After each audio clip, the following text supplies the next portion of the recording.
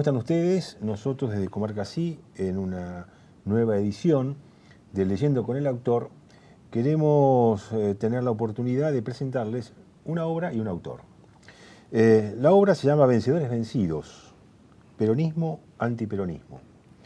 Una antinomia argentina en su historia más cruda, desde el golpe reaccionario de 1955 hasta la victoria popular de 1973. Su autor es Marcelo Koenig. Marcelo, muchas gracias por estar con nosotros. No, por favor, muchas gracias por la invitación. Hemos leído tu obra, como muchos, porque sabemos que está muy presente en todas las librerías, está siendo muy leído, muy consultado y también muy alabado. También muy criticado. El problema es que las críticas a veces son lo que más difícil llegan al autor. Yo antes de adentrarme en el libro, te quería mencionar una sensación que he tenido. Leyendo el libro, permanentemente me vuelve el recuerdo de la solapa. En la solapa figura tu currículum. Entonces vamos a aprovechar para decirlo públicamente, ¿no? Sos abogado, sos docente de la UBA, docente de la Universidad Popular de Madres de Plaza de Mayo, dirigís la Escuela de Gobierno de la Nación, pero al final, y ahí viene algo que permanentemente, cuando uno lee el libro, vuelve a tu currículum, dice que sos parte de la conducción nacional de la corriente peronista Descamisados. ¿Por qué digo esto? Porque si es un libro que es un ensayo importante y con mucha, digamos, vigor académico también, pero que transpira militancia. ¿Esa fue la intención? Sin duda, si hay algunas cosas que son anecdóticas en esa historia de vida, es ser abogado, es ser docente universitario. Lo que no es anecdótico y es parte constitutiva de lo que yo soy y quiero ser como persona es ser un militante del peronismo. Y en este sentido, quizás mi mayor motivo de orgullo no es ser director de la Escuela Superior de Gobierno, sino ser secretario general de la corriente peronista Descamisados. Claro. Bueno, creo que lograste, ¿no? Es un libro escrito por un militante, es decir, con formación académica, con formación universitaria, pero me imagino que también está dirigido hacia la militancia, ¿no?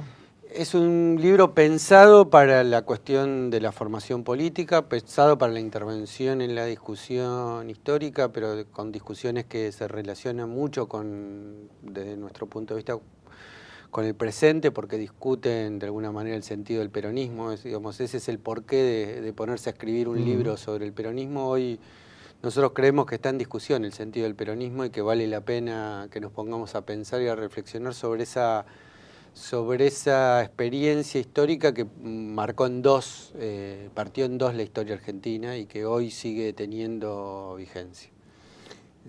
Vos haces un recorte temporal en tu análisis del peronismo, no hablas de todo el peronismo, pero estás hablando del peronismo en el recorte temporal del 55 al 73.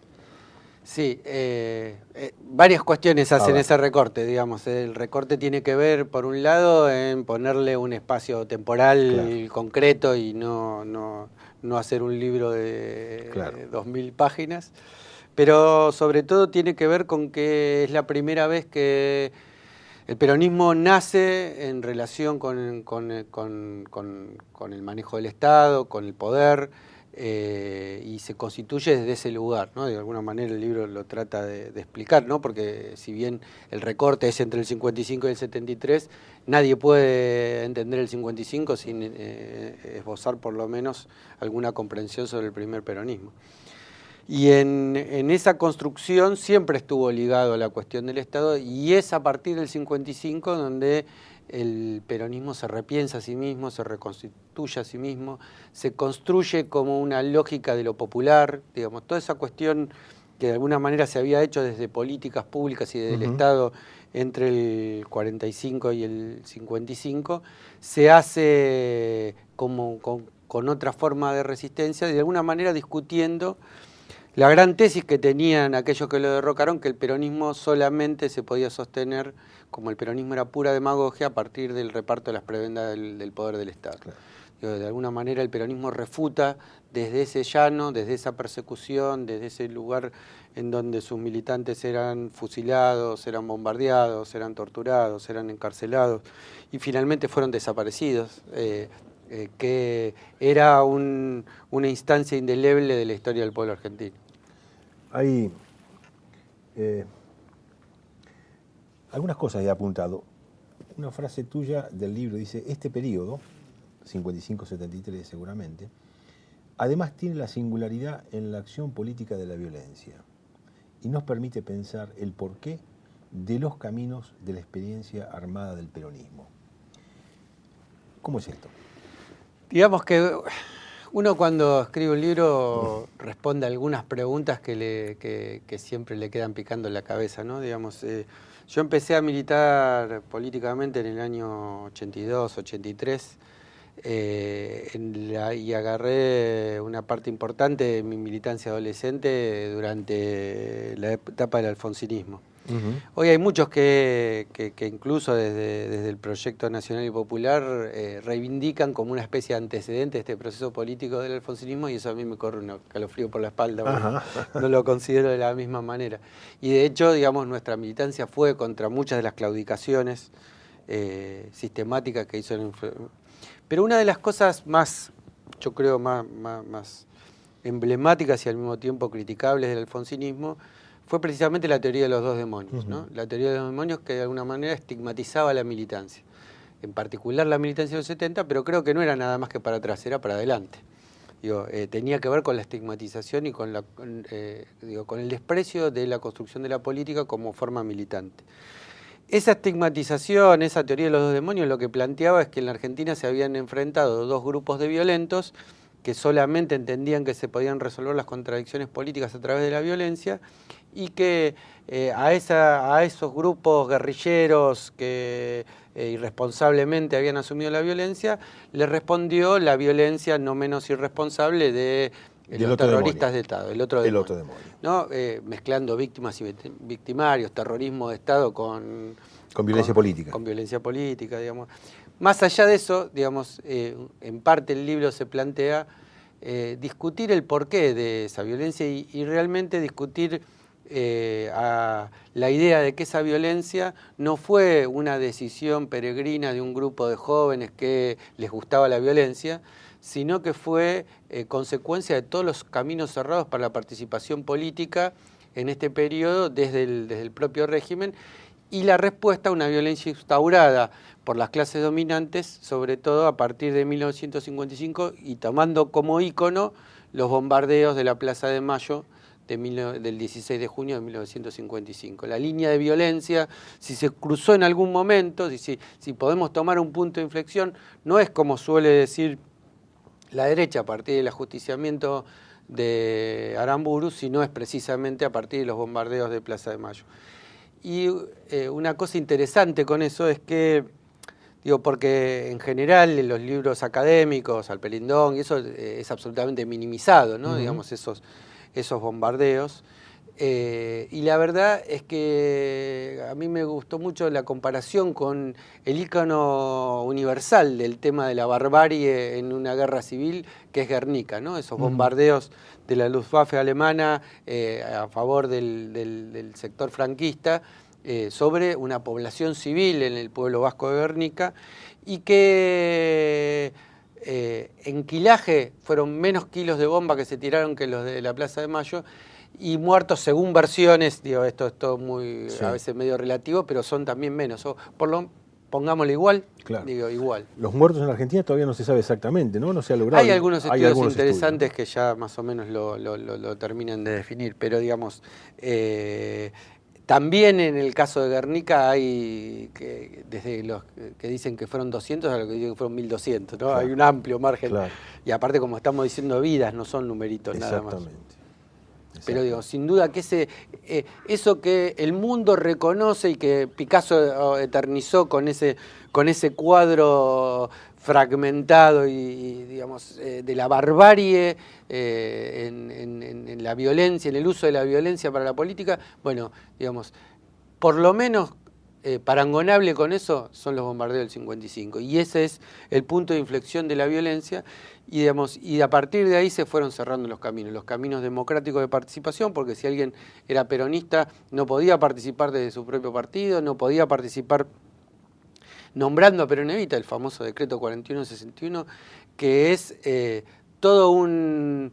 Se debía estudiar en la Facultad de Derecho como lo que contradice el derecho liberal de que tanto se jactan los liberales en la Argentina, porque ninguna norma puede estar referida a una sola persona. Sin embargo, ese artículo precisamente lo que hace es prohibir hasta nombrar. Eso establece delito de pensamiento. Claro, claro. Creo que también tu libro es una voz hacia el interior del peronismo también. Decís en un tramo, frases de César Marcos. Dice, seguramente vamos a expresar cuestiones inconvenientes que horrorizarán a los académicos y que harán sonrojar a algunos políticos, a dirigentes prudentes obsesionados por el qué dirán. No estamos con los bien pensantes del movimiento, académicos, cautelosos y camanduleros, tan cuidadosos ellos, tan saturados de buenas razones formales, tan mesurados en sus expresiones, como en el color de sus corbatas. Y citás a César Marcos. Dos preguntas. Vamos a hablar de esto y quiero que menciones a César Marcos. Bien. El peronismo como movimiento nacional y popular expresa las contradicciones de un pueblo en una etapa histórica. Y por lo tanto, al interior del peronismo hay una disputa de hegemonía permanente. Hay una disputa de hegemonía entre lo que yo llamo en el libro, pero que también se puede aplicar a la actualidad, tres fuerzas, ¿no? Una fuerza de la profundización, una fuerza que cree que el equilibrio del proceso político se sostiene yendo para adelante, que es como el equilibrio de la bicicleta. Uh-huh. Una fuerza de la consolidación que cree que todo lo que se hizo es lo que se podía hacer y que todo lo que se viene haciendo es absolutamente perfecto y que todo lo que dice la conducción es irreprochable. Uh-huh. Y no hay ninguna fisura, ni error, ni posibilidad de construir una cosa distinta posible. Y hay sectores que yo lo llamo sectores de la restauración, que son los sectores más conservadores, que creen en general que ya se fue demasiado pronto, demasiado profundo, y que lo que hay que hacer es hacer algunas concesiones para que eso no se siga profundizando, para que eso de alguna manera se estabilice, ¿no? Son todas fuerzas al interior, y no son fuerzas en términos ideológicos, sino en términos políticos, ¿no? Digamos, algunos que tuvieron una posición de restauración en alguna época pudieron tener después una posición de profundización.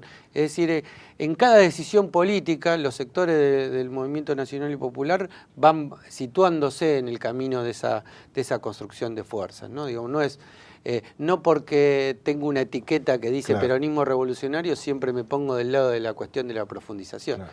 Digo, el ejemplo, y para meterme con la segunda parte de tu pregunta, es el tema de Cook, ¿no? Todos tenemos identificado a John William Cook como el gran peronista revolucionario. Es muy interesante esto que citás a Cook en un periodo muy bueno, muy interesante, una relectura del periodo, que es el tema de las elecciones del 58. Vamos a hacer una pequeña pausita y luego quiero que no te olvides de César Marcos. Dale, ahí vamos.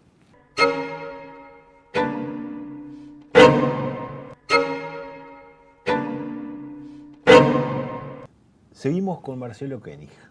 Digo bien Koenig, ¿cómo te dice la militancia? Además Koenig, de Marcelo. Sí, Marcelo. Me dice la militancia, me dice Marcelo, es más fácil. Bien, te pedía, digamos, en exceso, ¿no? Que César Marcos, lo citás, pero lo citás con cierto grado de... A ver, hay una intencionalidad en la cita de él porque lo citás varias veces y cosas muy interesantes.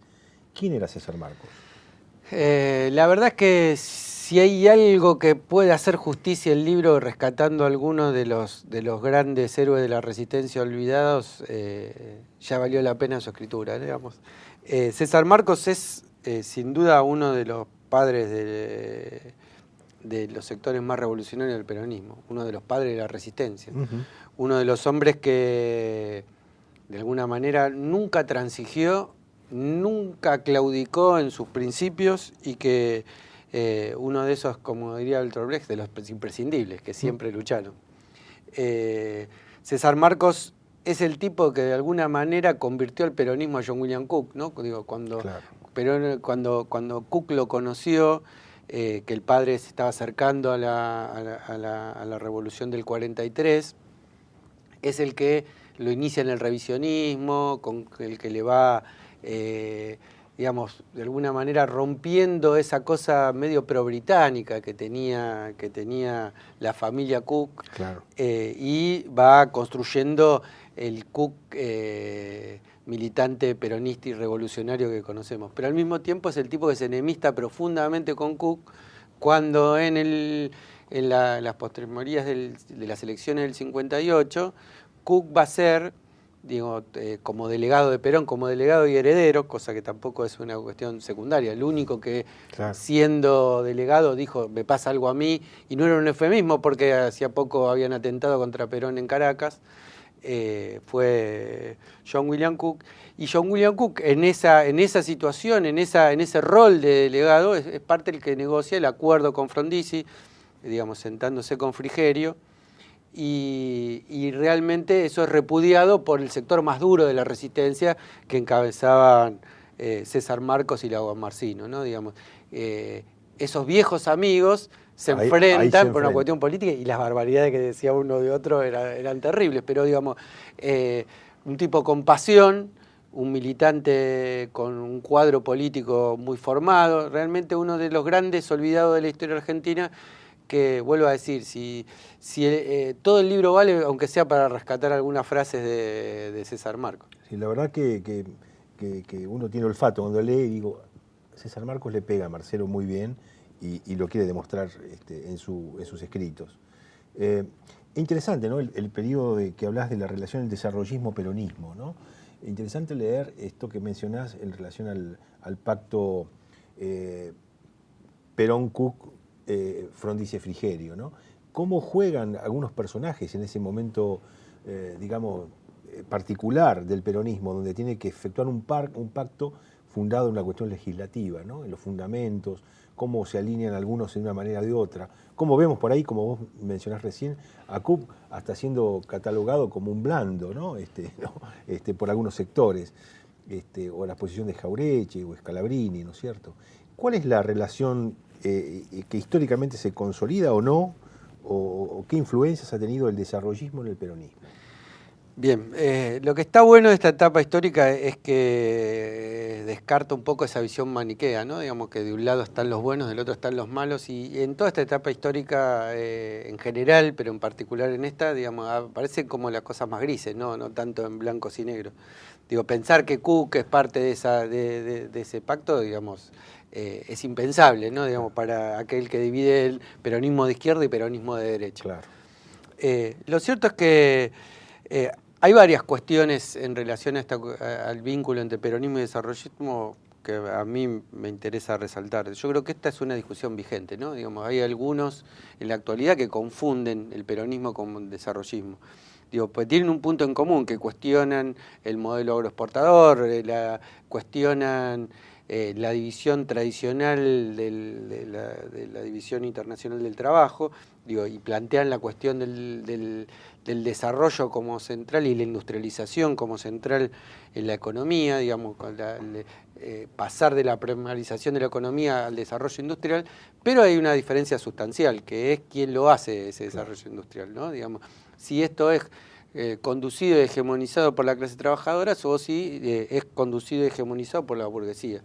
Yo creo que Frondizi es la expresión de eso, digo, de esa burguesía, y por eso termina intentando cooptar a una parte del peronismo y reprimiendo a la parte más importante del peronismo, enfrentando al movimiento obrero fuertemente, y la implementación del plan Conintes, que metió preso a más de 2.000 militantes peronistas, es una demostración de ese antagonismo, pero me parece que vale la pena la discusión, vale la pena poner en juego si el desarrollo es un camino único, como plantea el desarrollismo, que es el camino que ya siguieron las las grandes potencias en su proceso de industrialización, o que hay que atender que hay un único sistema mundo y que el desarrollo de los desarrollados hace al subdesarrollo de los subdesarrollados, que hay una dialéctica entre la riqueza de los ricos y la pobreza de los pobres, digamos, y que la contradicción principal sigue siendo liberación o dependencia. Yo lo que creo es, digamos, para rescatar a Cook, que parece que Cook hubiera claudicado en esta, digamos, es que en las responsabilidades políticas de Cook lo hicieron entender que con eso el peronismo ganaba legalidad, ¿no? El candidato de continuidad de la dictadura del 55, de la llamada Revolución Libertadora, era la Unión Cívica Radical del Pueblo, al que habían contribuido con algunas maniobras a escindir de la UCRI, que era la que conducía Frondizi. Y por eso, de alguna manera, romper con la continuidad que prefería esa dictadura, romper con la idea de que el peronismo, que había que endurecer las posiciones respecto del peronismo, es lo que logra, no digo intenta lograr, sino que logra, por lo menos durante un periodo de tiempo, que tiene que ver, por ejemplo, con la legalización del movimiento obrero, ¿no? La legalización de los sindicatos, que era conveniente para el propio Frondizi porque esa burguesía industrialista quería negociar y necesitaba legitimar a aquel con el que negociaba, ¿no? Ahí vos mencionás en el libro, haces hincapié en que el único aspecto que cumple Frondizi del pacto es justamente la legalización de la CGT. Claro, lo que no cumple es el alentamiento de las elecciones, la legalización del peronismo, todos esos. Los otros puntos no los cumple ninguno. Y el peronismo, claro, era más fácil, ¿no? Tenía que cumplir un solo punto, que era indicar que no se vote en blanco y que no voten por los candidatos de la continuidad, con lo cual era una manera indirecta de decir que sí se vote por Frondizi. Pero aún así, un sector importante de la resistencia peronista, digo, entre otros encabezados por Marcos y varios otros compañeros, votaron en blanco. Sí, 800.000 votos mencionás vos, ¿no? Sí. Digo, Sobre 4 millones de votos gana Frondizi, creo que 2 millones ahí, más o menos la UCR, y 800.000 votos en blanco. Tal cual. Claro. ¿Sí? ¿Sigue vigente la cuestión del desarrollismo-peronismo como un dilema a resolver? Yo estoy convencido que sí, que el desarrollismo y el peronismo son dos maneras distintas de encarar las cuestiones económicas y sobre todo de encarar las relaciones económicas al interior y al exterior del país. Digo, yo creo que son dos cosas distintas y me parece que es una interesante. Hoy aparece como todo mezclado, ¿no? Digamos, me parece que hay que separar la paja del trigo y que la idea de que vamos a recibir una ayuda del capital transnacional para desarrollar nuestra economía es una idea que nos lleva permanentemente a cuellos de botella en cuanto a las divisas. Digo, creo que el ejemplo más gráfico es, durante esta época de Frondizi, fue la época en donde se desnacionalizó gran parte del capital argentino, uno fuerte, pero las más simbólicas de todas estas empresas son las empresas automotrices, ¿no? Que se radicaron.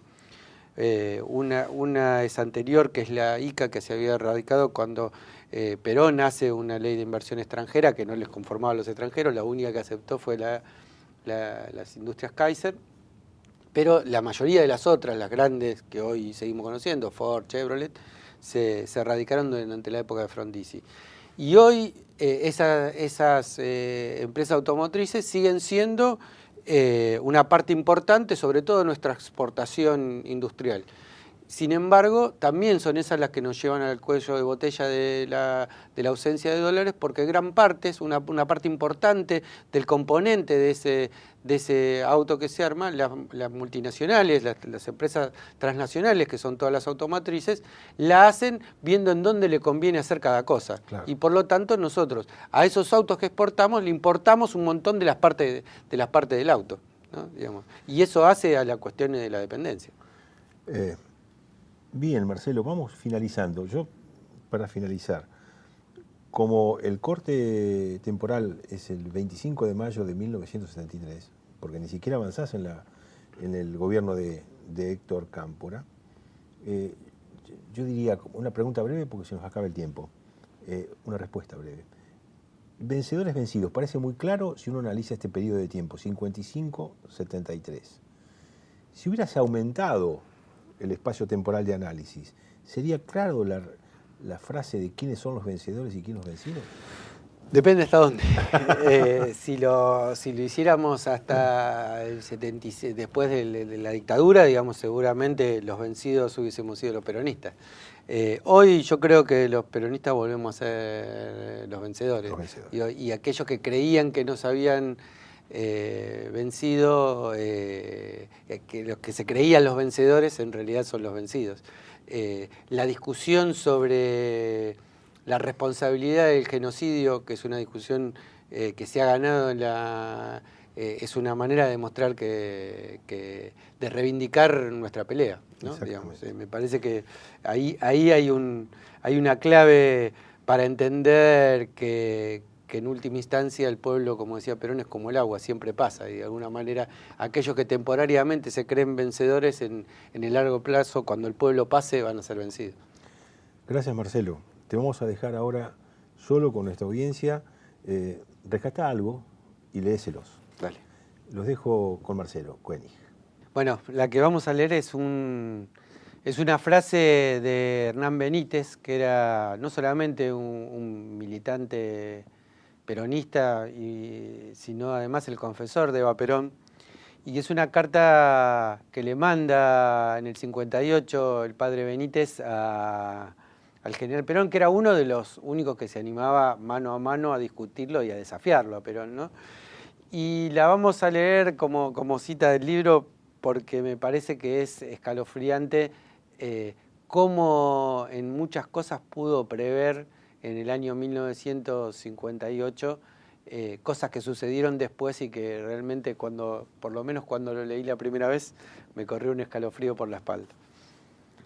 Dice así: en una profética carta escrita en 1956, luego de los fusilamientos por el sacerdote Hernán Benítez, el confesor de Evita profetizaba: las nuevas generaciones convertirán a Perón en un héroe, en visionario, y a la guerra civil en la única solución y el único remedio para salvar a la Argentina. Visto el hombre a la distancia, desaparecen en él sus contradicciones. De lejos relampaguea solo el héroe, solo el redentor de la clase trabajadora, solo el industrializador del país, solo el que dio a la Argentina la soberanía en lo político y en lo económico. Los hijos de los gorilas, por repudio a sus padres, se volverán peronistas y guerrilleros. Desde lejos verán solo lo positivo de Perón. A esto agregaba reflexiones escritas en 1958 cuando finalmente envió la carta al general Perón. En las actuales circunstancias, ¿no se da cuenta, general, de que la represión no dejará 30 ni 300 víctimas, sino 3.000, sino ya 30.000?